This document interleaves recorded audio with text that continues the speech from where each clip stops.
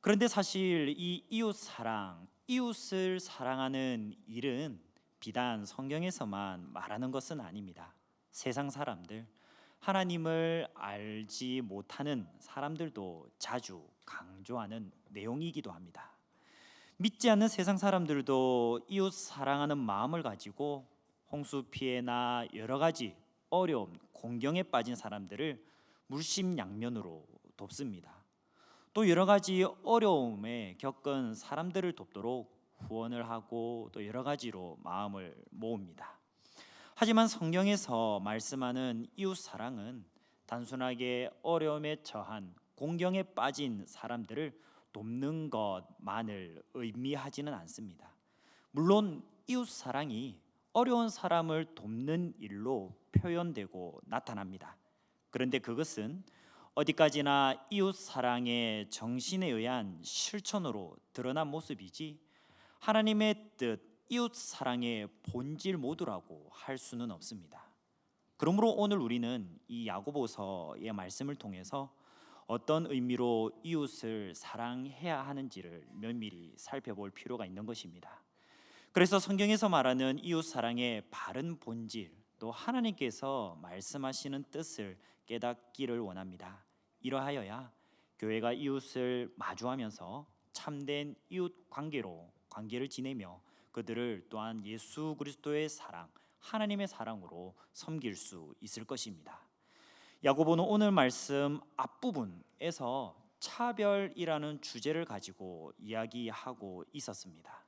그리고 오늘 말씀에서 차별이라는 주제를 지나 이웃 사랑에 대한 주제를 등장시킵니다. 이것을 보면 우리는 이웃 사랑이라는 주제가 차별이라는 주제와 밀접하게 연관되어 있다는 것을 알 수 있습니다. 또 최소한 함께 생각해야 할 주제임도 알 수가 있는 것입니다.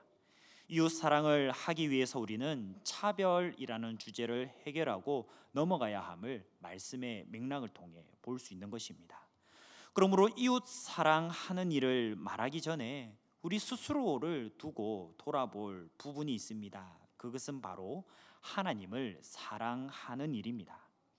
일찍이 우리가 잘 알고 있듯이 예수님께서는 제자들을 향하여서 가장 큰 계명이 곧 이것이라고 말씀하셨습니다. 무엇 사랑이죠? 하나님을 사랑하고 이웃을 사랑하는 일입니다. 하지만 예수님의 말씀은 사람이 사랑해야 할 대상이 하나님과 이웃이라는 단순한 의미로만 말씀하신 것은 아닙니다. 다시 한번 말씀드리면 하나님도 사랑하고 이웃도 사랑하라.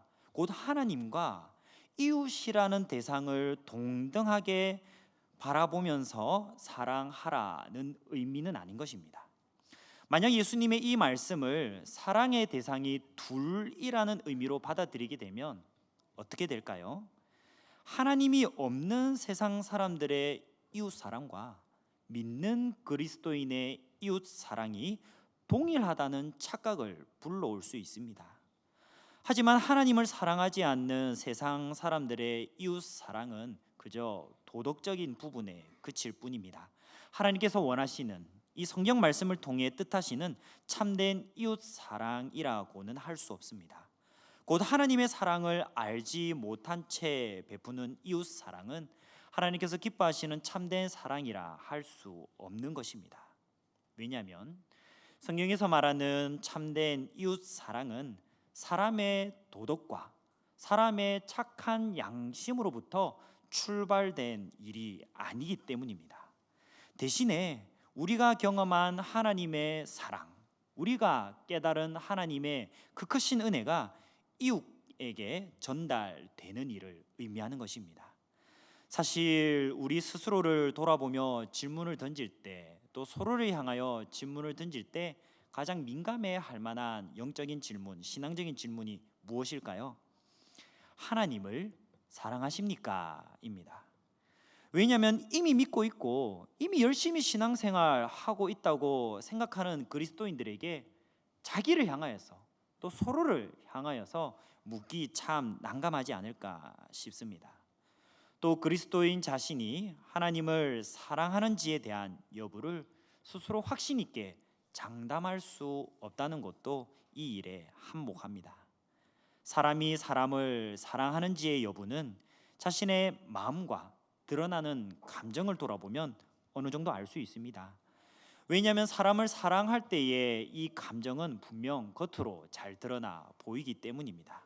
그런데 감정적인 사랑, 우리가 겉으로 잘 관찰될 수 있는 이러한 사랑은 사랑의 대상을 직접 만났을 때 확연히 발생합니다.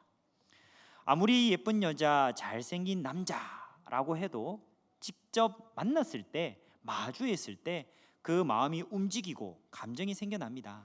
만나지 않고 마주하지 않고 설명만 듣고 있어서는 사랑의 감정이 생기지 않습니다. 저도 이제 거의 10년 가까이 전에 아내에 대한 설명을 처음 동생을 통해서 들었을 때 사랑의 감정이 생겼을까요? 안 생겼을까요? 안 생겼습니다. 어떤 양반일까 궁금하기만 했습니다. 근데 이제 만나고 또한 마주하면서 대화를 나누기 시작했을 때 사랑의 감정이 싹 텄음을 분명하게 기억합니다. 자, 그런데 우리 그리스도인이 사랑하고 전심을 다해야 할 하나님께서는 우리 육신의 눈에 보이지 않으시는 분이십니다. 만질 수도 없는 분이십니다. 육신을 가지고 있는 사람이 직접 마주할 수도 없고 직접 만질 수도 없는 하나님을 감정적으로 사랑하기란 쉽지 않아 보입니다. 그러니 그리스도인이 하나님을 사랑하는지의 여부를 자신의 감정적 상태를 통해서 들여다보려고 하는 일, 어리석은 일이라고 할 수 있는 것이죠. 아무리 그리스도인 자신이 하나님을 사랑하겠다라고 스스로 의지를 가지고 마음먹어도 그 마음이 미지근하거나 또 짧게 끝날 수 있습니다. 사랑하는 사람을 만나는 것처럼 두근거리고 마음이 뜨거워지지 않을 수도 있습니다. 그러므로 자기 자신의 의지로 하나님을 찾고 하나님을 사랑하려는 방법 대신에 다른 방법이 필요해 보입니다. 그것은 바로 하나님의 말씀의 인도와 성령님의 도우심입니다. 하나님의 말씀을 통해 우리를 향한, 택한 백성을 향한 하나님의 크신 사랑과 은혜를 마주합니다. 믿기 힘들고 인정하기 어려운 그 크신 하나님의 사랑을 성령의 도우심을 통해 우리는 믿을 수가 있고 고백할 수 있습니다. 그래서 우리의 삶에 주어진 모든 것이 자신의 삶의 중심이 되기를 원하는 마음으로 나타난다면 그것은 바로 우리의 삶의 중심이 바로 하나님을 사랑하는 일이 될 것입니다. 하나님으로부터 주어진 자비하심과 긍휼과 사랑이 자신의 삶의 중심에 자리 잡습니다. 하나님으로부터 주어진 모든 것이 자기 인생의 바탕과 근본이 되기를 원하는 마음이 새록새록 생겨납니다. 이제 이 사람을 향해서 우리는 그리스도인이라고 말할 수 있을 것입니다. 이 그리스도인이 하나님을 사랑한다고 말할 수 있을 것입니다. 그리스도인이 하나님으로부터 주어진 사랑과 은혜를 삶의 중심에 두고 살기 원한다는 것, 어떤 의미를 가지고 있을까요? 자신을 향한 하나님의 사랑과 은혜가 참으로 크다는 뜻을 가지고 있습니다. 그 은혜에 감사하다는 것을 뜻합니다. 그러므로 하나님의 은혜를 삶의 중심에 두고 살아가는 그리스도인이라면 자연히 그의 삶에 드러나기 마련입니다. 하나님의 사랑과 은혜를 받은 대로 그 사랑과 은혜의 흔적이 묻어 나오기 마련입니다. 그 흔적 가운데 하나가 무엇입니까? 이웃 사랑이라는 사실, 야고보서 말씀을 통해 우리가 잘 볼 수 있습니다. 이처럼 그리스도인에게 주어진 하나님의 사랑과 은혜란 무엇이었을까요? 죄로 가득한 우리를 용납하신 일입니다. 독생자 예수 그리스도의 피와 십자가의 사역을 보시고 악하고 더러운 우리를 용서하시고 깨끗하다 선언하신 일이죠. 곧 죄인에 불과한 우리를 멀리하지 않으시고 버리지 않으시고 받아주셔서 용서해 주신 일이라 할 수 있습니다. 그래서 누구도 차별하지 않으시고 택한 백성 모두를 영생으로 인도하셨음을 믿습니다. 그리스도인이라면 이러한 하나님의 사랑과 은혜를 받아 누리는 복된 존재라는 사실입니다. 우리 교회 문지방을 밟는 분들이라면 누구나 이러한 하나님의 사랑, 이러한 은혜를 믿지 않는다고 말할 수는 없습니다. 믿고 또한 그 은혜에, 그 사랑에 감사의 표현과 고백을 할 수 있습니다. 하지만 여기서 멈추어서는 충분하지 않습니다. 여기에서 더 온전히 나아가야 합니다. 바로 하나님께서 베푸신 사랑과 은혜의 흔적이 나에게서만 그치고 나에게서만 멈춘 것이 아니라 이웃으로, 지역으로, 사회로 묻어 나오게 하는 일입니다. 바로 이웃을 사랑하는 일, 또한 이웃을 자기 자신같이 사랑하는 일이라는 사실입니다. 그렇다면 하나님의 사랑과 은혜가 귀함을 알고 자기의 삶의 중심에 두고 살아가는 그리스도인에게는 과연 이웃을 향한 차별이 있어도 될까요? 하나님께서는 우리의 외모를 보지 않으시고 차별 없이 용납해 주셨습니다. 그런데 그 사랑과 은혜를 귀하게 여기고 고백하는 그리스도인이 외모로 사람을 차별할 수가 있겠습니까? 그래서 오늘 말씀 중 9절은 이와 같이 우리를 향해 말씀하고 계십니다. 만일 너희가 사람을 차별하여 대하면 죄를 짓는 것이니 율법이 너희를 무엇으로 정죄하리라? 범법자로 정죄하리라. 외모로 사람을 차별하면, 외모로 사람을 취하면 죄다, 죄를 짓는 일이다 라고 분명히 강조하고 있습니다. 어떤 죄일까요? 이웃을 사랑하지 않고 차별한 죄에서 끝난다라고 이야기하지 않습니다. 더 나아가 하나님을 사랑하지 않는 죄, 우리가 이미 받은 하나님의 그 크신 사랑과 은혜조차 업신여긴 죄라고 연결시켜 말하고 있는 것입니다. 요한일서 4장 20절의 말씀입니다. 누구든지 하나님을 사랑하노라 하고 그 형제를 미워하면 이는 거짓말하는 자니 보는 바 그 형제를 사랑하지 아니하는 자는 보지 못하는 바 하나님을 사랑할 수 없느니라. 잘 알고 있는 말씀이시죠?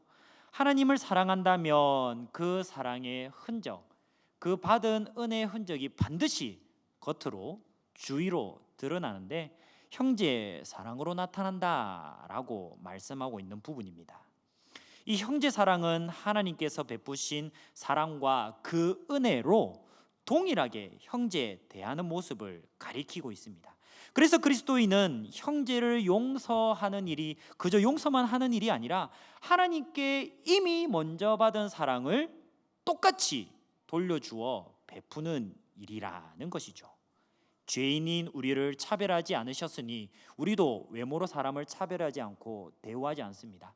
우리가 하나님의 크신 은혜와 용납하심과 은혜를 받았으니 또 이웃을, 또 형제를, 내가 또한 주위에 알고 지내는 지인들을 용납하고 사랑하고 돕고 섬기며 베풉니다. 이것이 이웃 사랑이라는 것입니다. 특별히 오늘 말씀 중 8절에서 직접적으로 이웃 사랑에 대해서 이야기할 때 이렇게 이웃 사랑하라고 말씀하십니다. 무엇과 같이? 내 몸과 같이 하라고 말씀합니다. 그래서 많은 사람들은 이 이웃 사랑이라는 말을 듣거나 또 함께 말씀을 나누게 되면 주눅이 들고요, 또 부담을 많이 가집니다. 왜냐하면 자기 자신의 몸을 아끼고 사랑하듯이 이웃을 사랑하고 아끼는 일 쉬울까요? 어려울까요? 쉽지 않습니다. 어렵습니다. 곧 나의 전부를 이웃을 위해 써야 하는 것으로만 단편적으로 이해하려 하기 때문입니다. 사실 우리의 주변을 잘 둘러보시면 하나님의 사랑을 경험하지 못했어도 세상 사람들도 이웃을 위해 자기 몸처럼 헌신하고 아끼기도 합니다.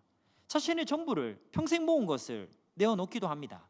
쉬운 일은 아니지만 자신의 의지로 믿음이 없는 세상 사람이라도 그렇게 하는 사람이 종종 목격되곤 합니다. 그렇다면 8절 말씀에서 나타난 이웃을 자기 몸처럼 사랑하라는 의미를 그리스도인은 믿음의 차원에서 어떻게 바라보아야 할까요? 야고보서 속에 있는 말씀이기 때문에 이 야고보서의 전체 맥락을 보게 되면 우리는 쉬 답을 찾을 수가 있습니다. 대개 사람은 자신을 스스로 차별하기 참 쉽지 않습니다. 좀처럼 자신을 스스로 무시하거나 또 업신 여기려고 하지 않습니다. 물론 자신보다 괜찮은 상황과 조건, 배경 속에 있는 이웃을 보면 기가 죽기도 하고 부끄러워지기도 하고 부러운 마음을 드러내기도 합니다. 그런데 그것은 아직 자존심이 티끌 만큼이라도 남아 있다는 증거이지 자기 자신을 스스로 낮게 여기려 한다고는 볼 수 없습니다. 이웃을 자기 자신의 몸처럼 사랑하라는 것은 앞에서 우리가 함께 나누었듯이 이웃을 외모로 보고 차별하지 않는 것이라고 하였습니다. 이 일이 가능한 까닭은 하나님의 사랑과 은혜 앞에 우리가 섰을 때 우리의 외모, 우리의 배경, 우리의 능력, 지혜 그 어떤 것 하나 내세울 것 없다는 사실을 느꼈기 때문입니다. 이웃을 외모로 판단하고 차별할 자격 없다는 것이죠. 그만한 사람도 못 된다라는 이 사실을 깨달았다면 우리는 이웃을 외모로 취하지 않기 마련입니다.